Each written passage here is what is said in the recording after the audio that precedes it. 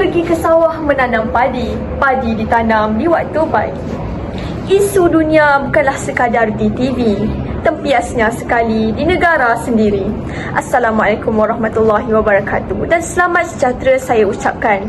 Nama diberi Sharifah Nurdamiah binti Syed Azman, merupakan pelajar Matematik 3 PPICMP Ogos 2025-2030. Pernah tak kita terfikir kenapa harga barang tiba-tiba naik? Kenapa ada ibu bapa yang tiba-tiba hilang pekerjaan? Kenapa pelajar terpaksa belajar menggunakan telefon bimbit dengan internet yang terputus-putus? Hakikatnya semua persoalan ini bukan secara kebetulan. Ianya berkait dengan konflik dan cabaran ekonomi global yang sedang melanda dunia pada zaman ini.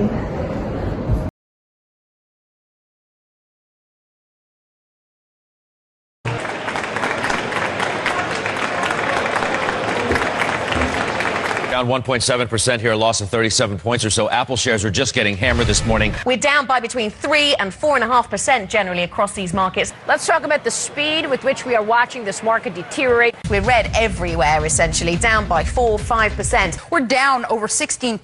Dow at the same time has fallen about 18%. The stock market is now down 21%.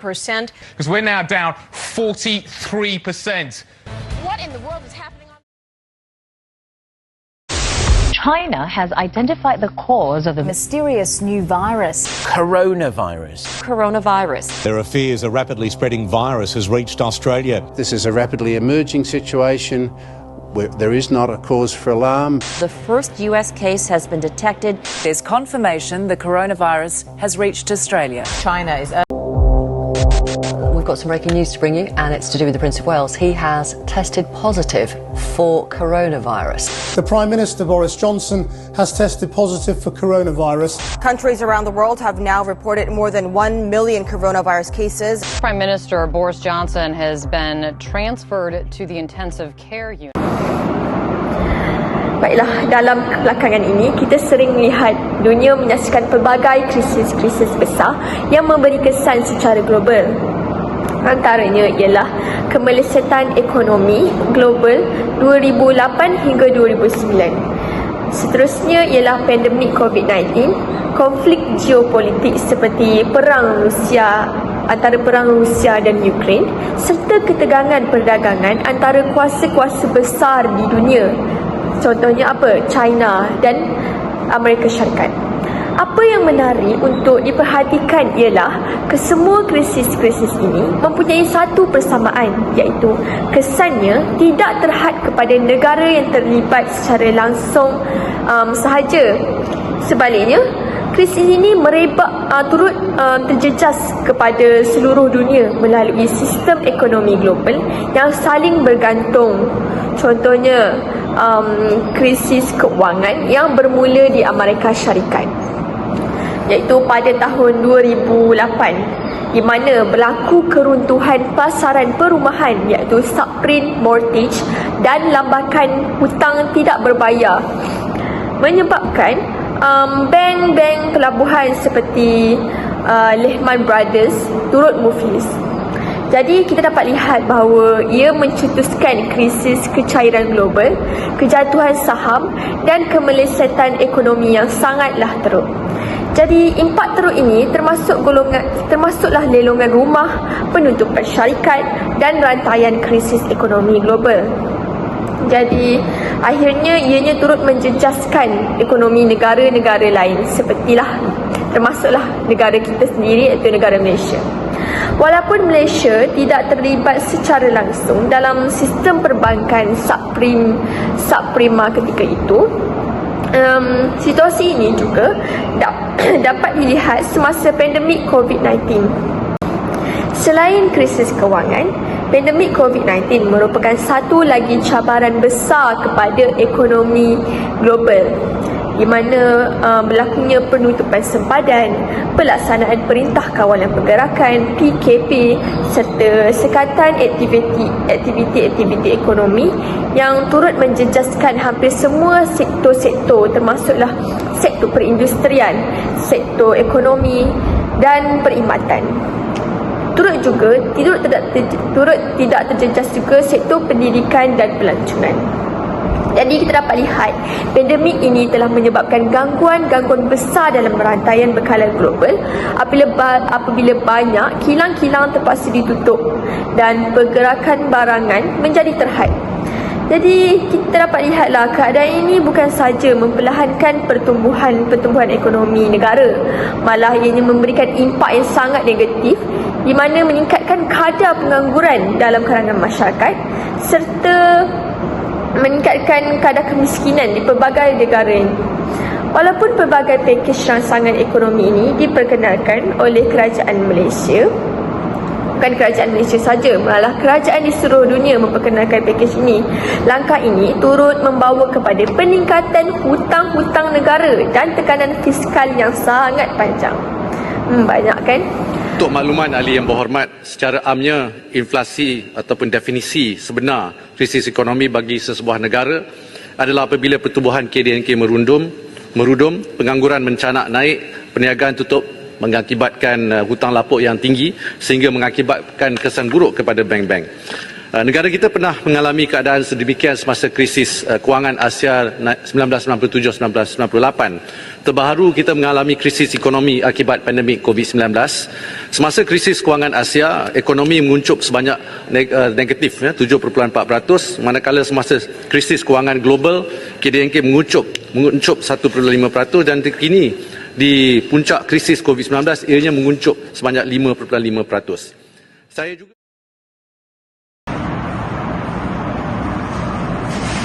Salma, kau tengah buat apa ni? Oh, aku tengah buat kerja sikit lah.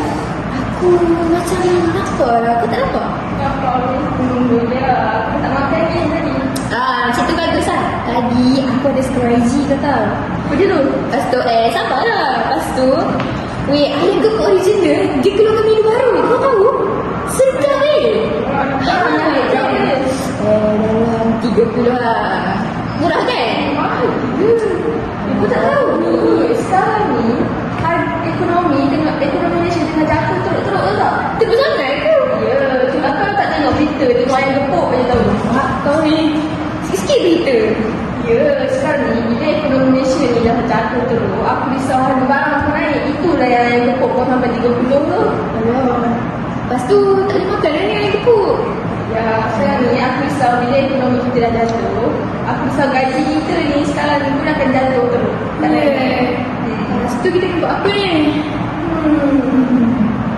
Apa? Jangan risau. Ni ayam gepuk ni tak ada. Ayam gepuk. Apa ada skot? Kita bagi dulu kan? Yelah.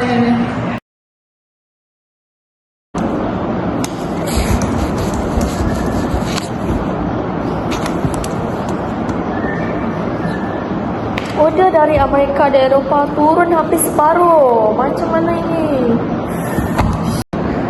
Kenapa bos? Barang kita elok je.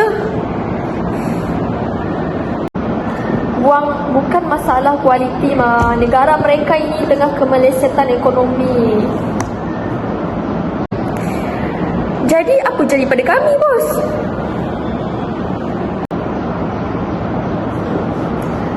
Saya rasa kita kena kurangkan pengeluaran dulu.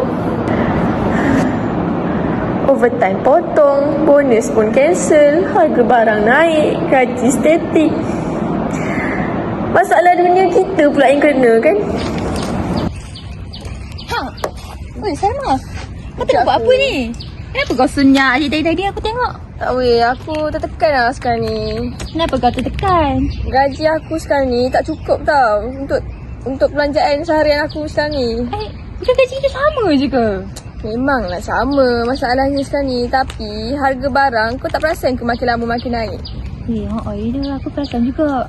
Yelah ekonomi kita kan tengah jatuh juga sekarang ni. Itulah pasal. Kau tahu tak, kilang aku pun tengah slow gila weh sekarang. Ya ke? Pada kau kurang ke? Kurang teruk weh, jatuh teruk lah, menjunam jatuhnya. Teruk lah tengok. Pasal negara luar tak nak beli. Patutlah. Ya tak you juga.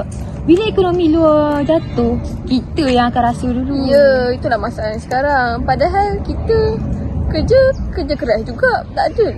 Yang efeknya juga kat kita kan. Betul. Aku setuju tu. Semalam kan, bos aku cakap kat aku, maybe aku punya overtime pun akan kena potong weh. Serius lah? Kau punya overtime kena potong? Ya. Lepas tu? Sedih kan bunyi. Sedih teruk lah. Masalahnya tu baru permulaan. Kau nak tahu tak? Apa dia? Cakap pasal potong OT ni, kawan-kawan aku dah ramai kena buang kerja tau tak baru-baru ni. Serius lah? Serius weh. Kalau aku pun kena buang kerja sekali macam mana? Aku nak buat apa weh? Kau tak kena buang kerja, aku yakin. Bos aku simpan kau. Kau kerja keras weh. Okey, tak apa. Kau tak kena buat. Okey. Jadi, inilah realiti apabila ekonomi Malaysia akan terjejas lah disebabkan oleh ekonomi global. Jadi untuk memahami isu ini dengan lebih jelas, mari kita sama-sama melihat bagaimana penguncupan ekonomi dan penurunan ekspor mempengaruhi ekonomi Malaysia. Baiklah, berdasarkan gambaran umum sebentar tadi, jelaslah bahawa cabaran ekonomi memberikan kesan yang amat luas, bukan sahaja terhadap ekonomi negara, malah memberikan kesan terhadap pendidikan, dan itulah yang akan kita bincangkan sebentar lagi sahaja nanti.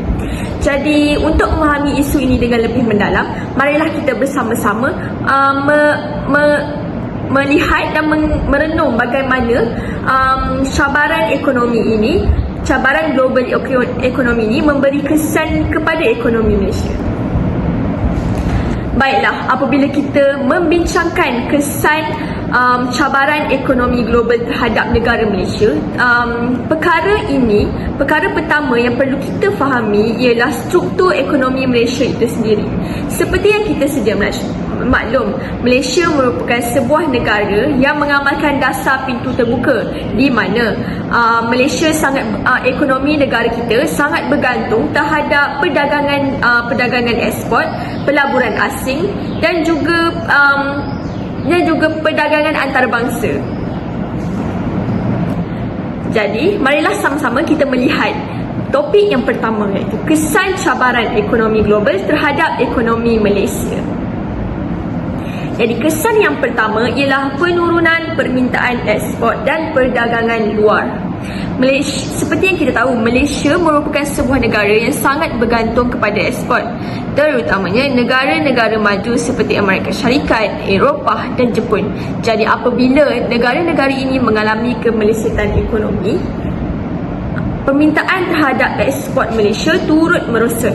Seperti contoh, semasa krisis kewangan 2008-2009, kesannya mula dirasai pada suku keempat tahun 2008 apabila ekspor Malaysia menurun dengan sangat ketara, manakala pengeluaran perkilangan juga turut merosot.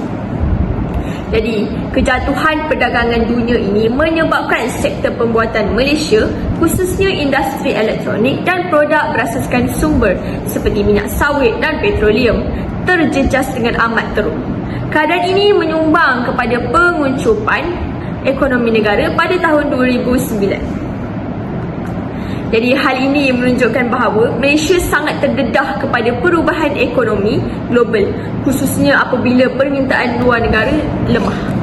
Hal ini menunjukkan bahawa ekonomi negara Malaysia sangat bergantung terhadap ekonomi global, dan juga ekonomi Malaysia ni terdedah kepada perubahan ekonomi global sebenarnya, khususnya apabila permintaan luar negara sedang lemah. Bahaya kan? Baiklah, seterusnya kita akan lihat kepada poin yang kedua, iaitu kejatuhan harga komoditi. Selain ekspor, kejatuhan harga komoditi global turut memberi kesan kepada ekonomi Malaysia. Semasa krisis ekonomi global, harga komoditi utama seperti minyak mentah, minyak sawit dan getah juga jatuh dengan sangat ketara. Jadi ini memberikan kesan langsung kepada Malaysia kerana sektor komoditi merupakan antara penyumbang utama kepada pendapatan negara. Jadi apabila kejatuhan minyak global misalnya menjejaskan hasil kerajaan melalui cukai dan royalti sektor minyak dan gas, akibatnya hasil ekspor negara menurun dengan kedudukan kewangan kerajaan turut terjejas.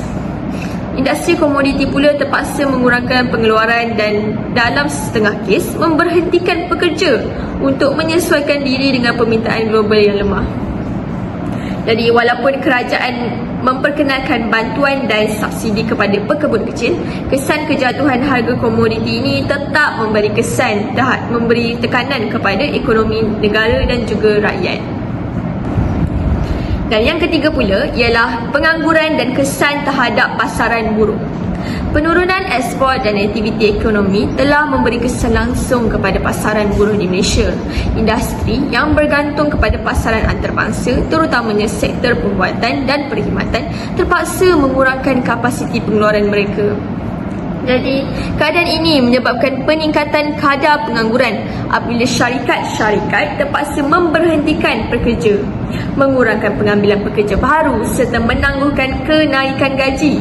Dari penurunan pendapatan isi rumah bukan sahaja menjejaskan taraf hidup rakyat, malah turut mengurangkan perbelanjaan pengguna, sekaligus memperlahankan pertumbuhan ekonomi domestik.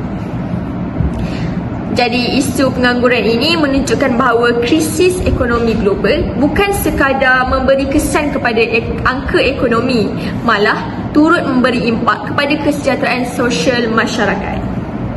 Jadi isu pengangguran ini menunjukkan bahawa krisis ekonomi global bukan sahaja memberi impak kepada angka ekonomi semata-mata, malah turut memberi kesan kepada kesejahteraan sosial masyarakat juga. Secara ringkasnya, kita dapat lihat bahawa krisis kewangan global 2008-2009 ini menunjukkan bahawa ekonomi Malaysia sangat terdedah kepada ekonomi global, kepada perubahan ekonomi dunia. Namun, terdapat satu lagi krisis yang memberikan impak yang amat besar terhadap ekonomi Malaysia, iaitu apa dia? Ianya berlaku pada tahun 2020, iaitu pandemik COVID-19 atau lebih dikenali sebagai coronavirus. Pandemik COVID-19 ini memberi kesan yang lebih menyeluruh terhadap ekonomi negara. Jadi, mari sama-sama kita lihat apa kesan-kesan COVID-19 terhadap ekonomi Malaysia. Tapi sebelum itu, mari saya saksikan anda satu video yang amat berkait rapat dengan apa yang ingin saya sampaikan sebentar lagi saja nanti. Semenjak dah COVID ni memang akak punya perniagaan memang terjejas sangat. Habis tu sekarang ni tak nak akak kena berniaga online lah. Tak tahu pun kena belajar lah.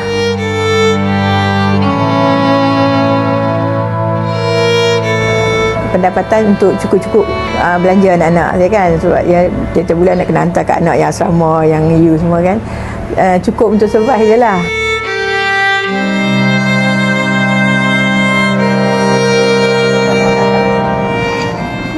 Sedih kan? Jadi seperti yang anda mahu tahu, inilah yang terjadi pada berlakunya COVID-19 ini.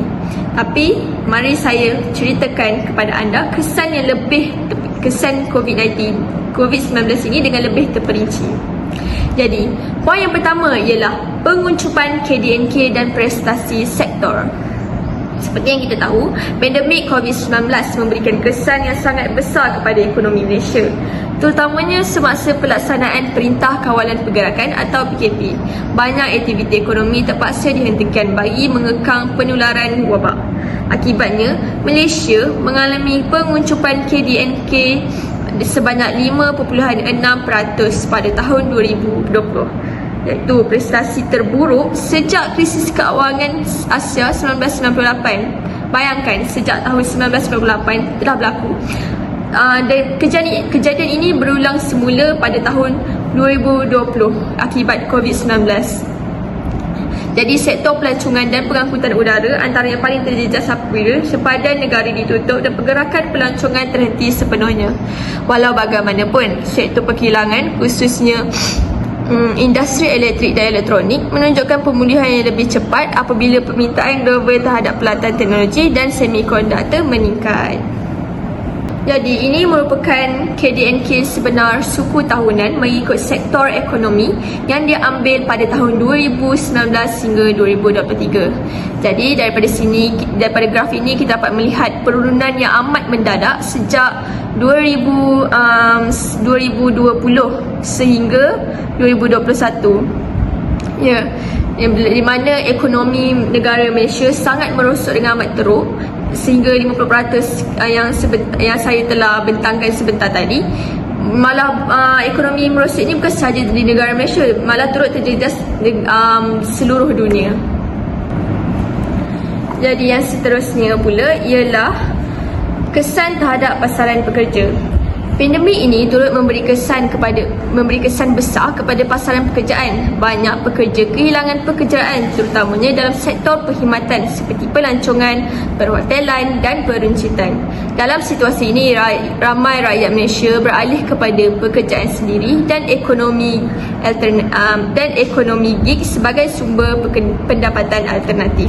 Ekonomi gig berperanan sebagai jaringan keselamatan sementara mereka yang kehilangan pekerjaan tetap, menurut BNM 2003, iaitu Bank Negara Malaysia. Selain itu, pandemik ini juga memberi kesan yang tidak seimbang kepada golongan tertentu, khususnya wanita yang didapati lebih ramai kehilangan pekerjaan berbanding lelaki, menurut juga BNM 2020. Jadi secara keseluruhannya, kedua-dua krisis ini menunjukkan bahawa ekonomi Malaysia sangat terdedah kepada kejutan luaran, sama ada dalam bentuk krisis kewangan ataupun pandemik. Namun, kesan ekonomi ini turut tidak terhenti di sini sahaja, namun ianya turut memberi impak yang amat besar terhadap sektor pendidikan dan kesejahteraan sosial masyarakat. Oleh itu, dalam segmen yang seterusnya, saya akan membincangkan bagaimana cabaran ekonomi ini mempengaruhi sistem pendidikan di Malaysia. Tapi sebelum kita meneruskan ke segmen ini, saya akan menayangkan atau menunjukkan sedikit sketsa ataupun lakonan yang memberi gambaran bagaimana kesan COVID-19 ini memberi kesan terhadap pendidikan di Malaysia.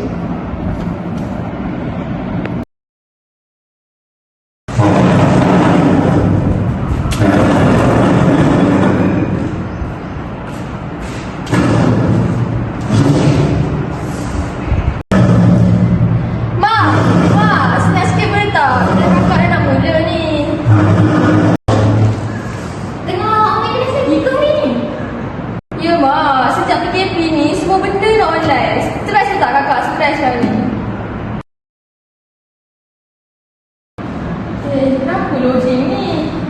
Kenapa kakak? Ada install lagi ke? Ini bukan kilo dah ni mak. Ini datang gerak langsung ke ni? Teruk ke? Teruk ni mak. Biasa anak orang nanti ada lah tu. Sekejap. Mak, kat sini ada satu bak. Mana tak ada ada.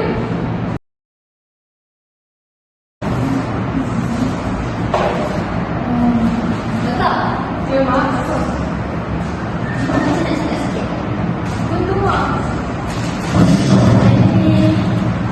Bapak sikit je tak? Kenapa? Mak pun jual duit je. Ayah kau pun bukan dia penjual pun. Duit kita setiap bulan sikit je dapat. Jadi kau minta maaf kalau tempat tak cukup. Macam mana orang nak kelas ni? Mana cukup data yang mak bagi ni? Mak minta maaf. Mak tak dapat bagi duit.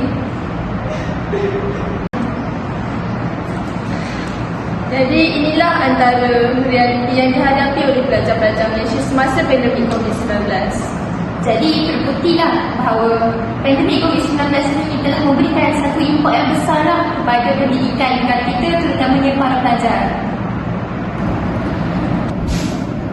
Jadi situasi ringkas tadi menggambarkan sedikit sebanyak realiti yang dihadapi yang berlaku dalam kalangan masyarakat Malaysia, terutamanya pelajar dan juga ibu bapa.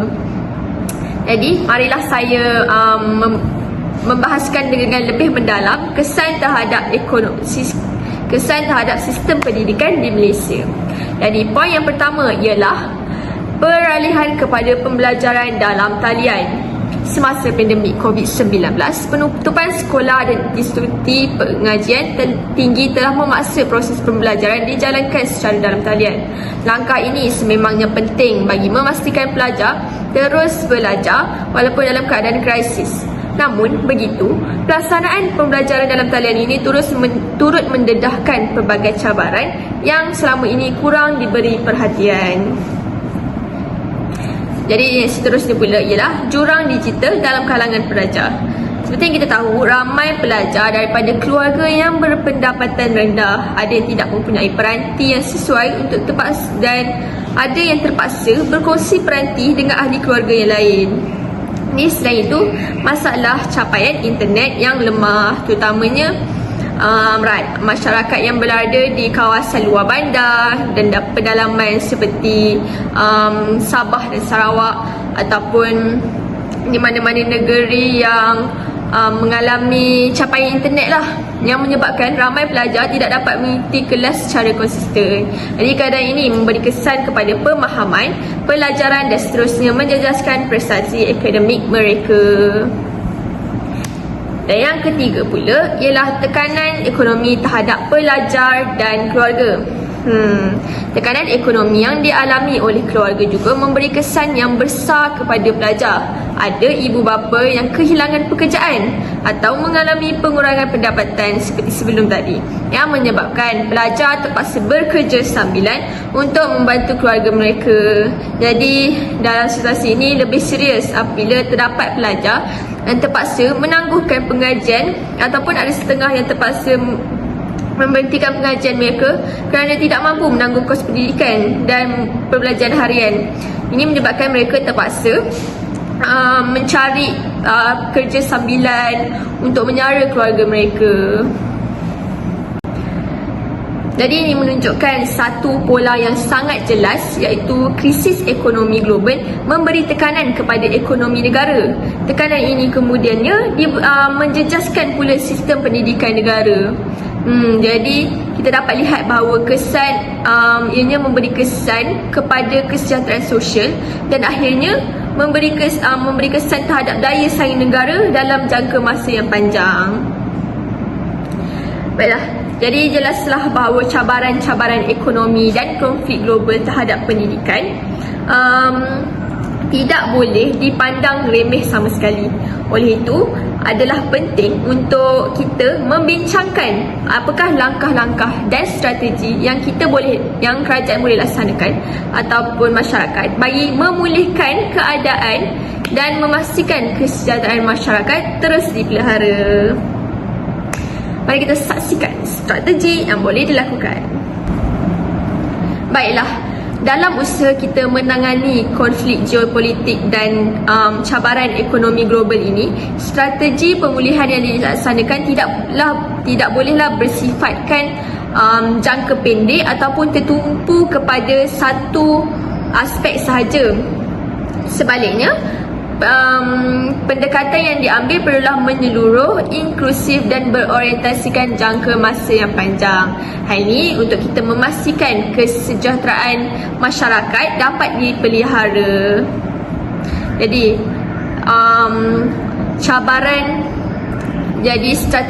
Jadi strategi pemulihan dan kesejahteraan masyarakat yang pertama ialah dari sudut dasar ekonomi, kerajaan memainkan peranan yang sangat penting melalui pelaksanaan pakej rangsangan ekonomi dan pemulihan negara.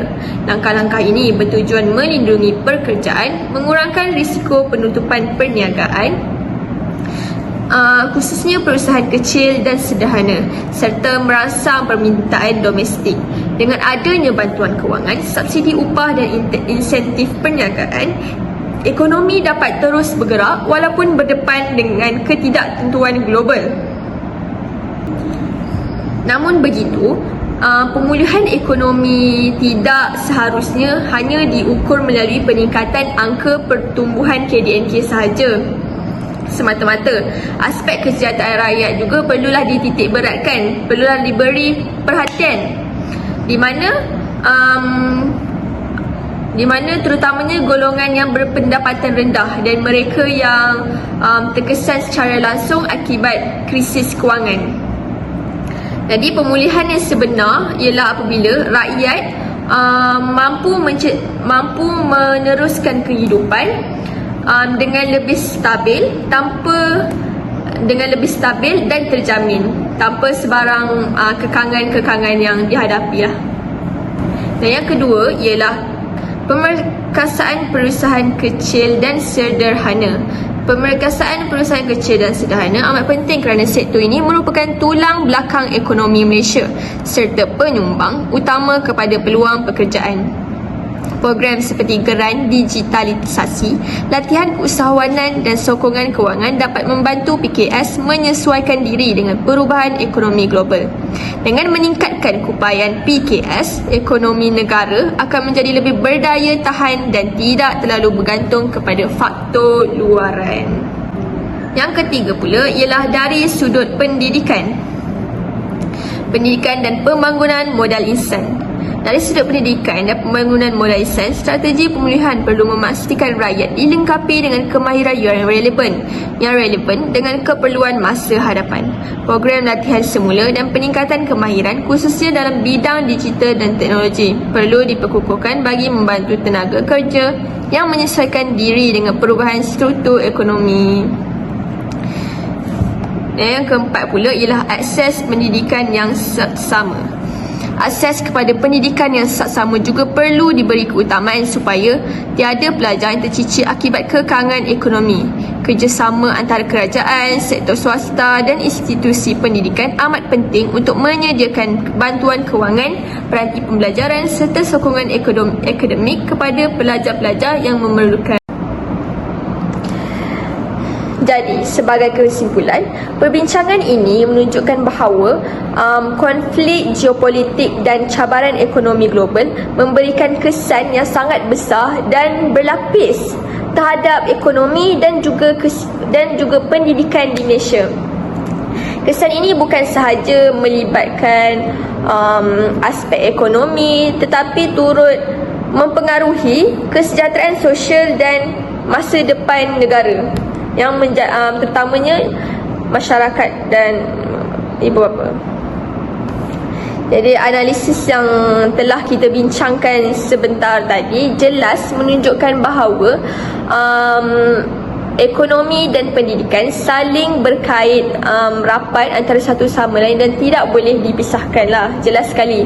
Oleh itu, strategi pemulihan yang dilaksanakan perlu bersifat holistik, berterusan dan pastikan ianya berorientasikan jangka panjang. Itu yang sangat penting. Akhir kata, dalam menghadapi cabaran dunia yang semakin kompleks, kesedaran sosial yang sangat berluasa ini, pemikiran kritis dan keupayaan berkomunikasi dengan berkesan amatlah penting. Dengan pendekatan yang tepat dan kerjasama pelbagai pihak, Malaysia mampu membinakan masyarakat yang lebih berdaya tahan dan sejahtera. Jadi itu sahaja daripada saya. Sekian, terima kasih.